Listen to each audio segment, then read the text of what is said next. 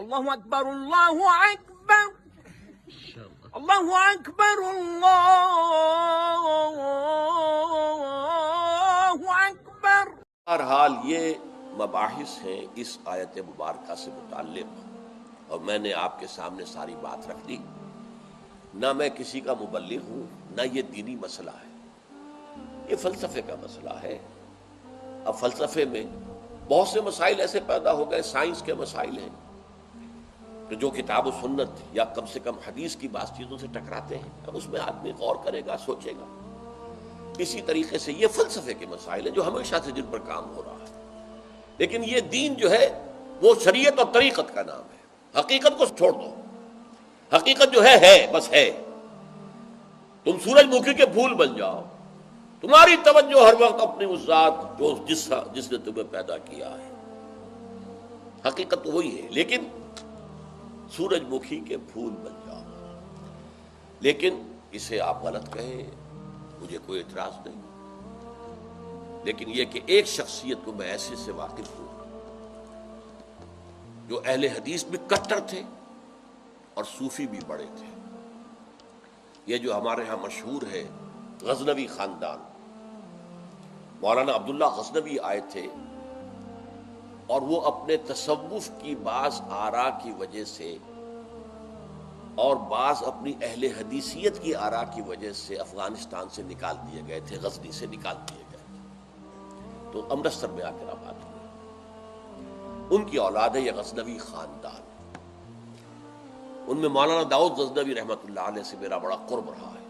ان کے پھر بیٹے تھے ابو بکر غزنوی، وہ معروف ہے، کافی لوگ ان سے واقف ہوں گے۔ داؤد غزنوی رحمۃ اللہ علیہ یہ دو متضاد چیزوں کا مجموعہ تھے،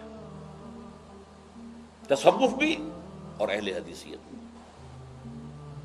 عام طور پر اہل حدیث کی ساری توجہ ظاہر پر رہتی ہے، وہ باطن میں جھانکتے ہی نہیں، اندر نہیں جاتے، فلسفے سے کوئی تعلق نہیں۔ لیکن فلسفہ اور تصوف یہ جڑے ہوئے آپس میں چولی دامن کے ساتھ۔ انہوں نے ایک دفعہ منٹگمری میں جو اب سائیوال کہلاتا ہے آ کر تقریر کی۔ اہل حدیث مسجد تھی، میں بھی گیا ہوا تھا سننے کے لیے۔ انہوں نے وہ اہل حدیث نوجوانوں سے کہہ رہے تھے کہ دیکھو تم اپنے مسلک پر قائم رہو، ہم غیر مقلد ہیں، ہم کسی کے مقلد نہیں ہیں، نہ ابو حنیفہ کے نہ مالک کے، لیکن کبھی بھی ان ائمہ کی توہین نہ کرنا۔ یہ ہمارے عام نوجوان جو کہتے ہیں ابو حنیفہ کو کیا پتا تھا، ابو حنیفہ کے پاس تو علم ہی نہیں تھا، ابو حنیفہ تو جو ہے علم حدیث میں کورے، یہ توہین کے الفاظ کبھی استعمال نہ کریں۔ اچھا، اس وعظ کے ساتھ انہوں نے مثال دی کہ دیکھیے شیخ محی الدین ابن عربی رحمۃ اللہ علیہ کے سب سے بڑے مخالف شیخ احمد سرہندی رحمۃ اللہ علیہ تھے، دونوں کے لیے رحمۃ اللہ علیہ کہا۔ میں حیران ہو گیا، یہ وہابی آدمی، کٹر وہابی اہل حدیث، اور یہ شیخ ابن عربی رحمۃ اللہ علیہ کہہ رہا۔ خیر میرے دل پر بھی اثر ہوا کہ بڑی وسعت ہے ان کے فکر و نظر میں۔ میری اہلیہ کے چچا تھے، ان کے ایک بیٹے، سب سے چھوٹے بیٹے یہاں مجمع میں موجود بھی ہیں، شیخ فضل الرحمان مرحوم۔ ان کے بہت گہرے تعلقات تھے یہ جو خاندان غزنوی خاندان سے۔ انہوں نے شام کو کھانے پر بلایا، مجھے بھی بلا لیا، میں ان کا داماد ہی تھا نا۔ تو وہاں میں نے کہا کہ حضرت آپ نے شیخ ابن عربی کے ساتھ رحمت اللہ علیہ کے الفاظ استعمال کیے، جبکہ ابن تیمیہ نے کوئی شرعی گالی چھوڑی نہیں ان کے لیے، زندیق، ملحد، اور آپ اہل حدیث ہیں، یہ کیسے ہوا؟ میں ان کی عظمت کا قائل ہو گیا، ان کی آنکھوں میں آنسو آ گیا۔ کہنے لگے ڈاکٹر صاحب یہ دونوں ہمارے بزرگ ہیں، ہم خرد ہیں، آپس کے اختلافات وہ جانے، ہم چھوٹے ہیں، خرد ہیں، خرد رہنے ہی میں عافیت سمجھتے ہیں، ہمارے لیے دونوں محترم ہیں۔ اور مسجد میں انہوں نے ایک مثال بیان کی تھی کہ شیخ احمد سرہندی رحمۃ اللہ علیہ نے شیخ ابن عربی کے بارے میں اپنے مکتوبات میں لکھا ہے، ما ذل بردار خان ایشانم لیکن چکنم معاملہ صفات باری تعالی است۔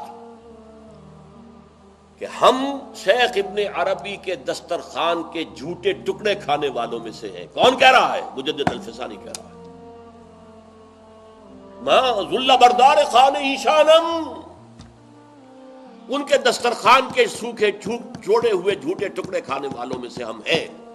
لیکن کیا کریں، معاملہ صفات باری تعالیٰ، یہ باری تعالیٰ کی صفات کا معاملہ ہے. ہمیں اختلاف کرنا پڑ رہا ہے، اختلاف ہم کر رہے ہیں، لیکن ہم ان کے دسترخوان کے جھوٹے ٹکڑے کھانے والے. یہ کہہ رہے ہیں شیخ احمد سرہندی رحمت اللہ علیہ، جن کے بارے میں مشہور ہے کہ ابن عربی کا یا تو مخالف اول ابن تیمیہ رحمت اللہ علیہ، اور یا پھر مخالف دوم جس نے جوابی فلسفہ پیدا کیا وہ شیخ احمد سرہندی رحمت اللہ علیہ. تو یہ ہے کہ ان چیزوں کے بارے میں اپنے سینوں کو وسعت دیجئے. آپ ابن عربی کی نبات کو چھوڑ دیجئے، پھینک دیجئے، لیکن توہین نہ کیجئے، اس کو خام خواہ کفر سے تعبیر نہ کیجئے. یہ چیزیں جو ہیں، اور پھر ہمارے سارے صوفیہ جو اس کے قائل ہیں، پھر ان سے بدزنی ہو گئی. میں صرف اس لیے کہ وہ بدزنی اور دلی نفرت کا معاملہ ختم ہو جائے میں یہ ساری بحث اس لیے کیا کرتا ہوں، ورنہ میرے عام دروس میں ان مسائل پر گفتگو نہیں ہوتی. بڑے گہرے مسائل ہیں اور ان کا سمجھنا عام لوگوں کے لیے ممکن بھی نہیں ہے، بلکہ عام آدمی کے، یہ جس کو کہتے ہیں نا ہوشدار کے رہ بردب تیغست قدم را، ہوشیار رہ جاؤ، یہ تم جو چل رہے ہو یہ تلوار کی دھار کی طرح کا راستہ ہے، کاٹ کے رکھ دے گا تمہیں. جیسے ہم کہتے ہیں پل صراط جو ہے وہ بال سے زیادہ باریک ہوگا اور تلوار کی دھار سے زیادہ تیز ہوگا، جس پر سے گزرنا ہے قیامت میں. یہ کہاوت ہے.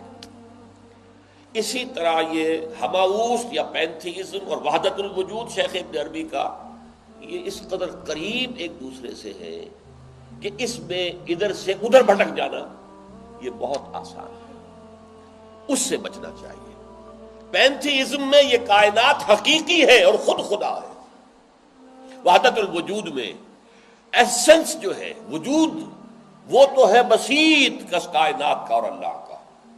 لیکن جب ہم نے کوئی معین شکل اختیار کر لی، یہ ایٹمز ایک خاص شکل میں جمع ہو گئے تو ان کی صورت بن گئی ہے، وہی ایٹم کوئی خاص شکل میں جمع ہو گئے تو میری صورت بن گئی ہے. اب میں اس سے غیر ہوں، یہ مجھ سے غیر ہے. وہ علیحدہ وجود